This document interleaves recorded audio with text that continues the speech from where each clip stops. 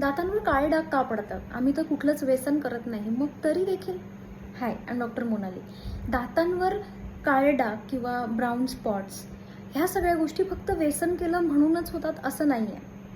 काही वेळेस पेशंट कुठल्याही प्रकारचं व्यसन करत नाही, कुठल्याही प्रकारचं पान, तंबाखू, गुटखा काहीच खात नाही, तरी देखील त्यांच्या दातांवर असे काळे डाग पडायला लागतात, इथे फोटोमध्ये दाखवल्याप्रमाणे. मग हे का होतं? तर हे कधी कधी ना आपल्या बॉडीमध्ये जे चेंजेस होत असतात ते आपल्या दातांवर दिसतात. म्हणजे काय, तर कुठे विटॅमिन्स कमी आहे, मिनरल्स कमी आहेत किंवा कुठले घटक आहेत जे जास्त कमी होतात, ते सगळं दातांवर आपल्याला दिसून येतं. जसं की लोहाचं प्रमाण जेव्हा तुमच्या शरीरात जास्त होतं आणि ते थुंकीमध्ये जास्त वाढलेलं असतं, तेव्हा ते दातांवर काळ्या कलरचे डाग सोडून जातात. पण हे परमनंट डाग आहेत का? तर नाही. तुम्ही डेंटल क्लिनिंग केली, एक डीप डेंटल क्लिनिंग नंतर हे डाग आरामात निघतात आणि त्यानंतर तुमचे दात हे नॅचरल कलर म्हणजे नॉर्मल जो कलर होता त्या कलरला येतात.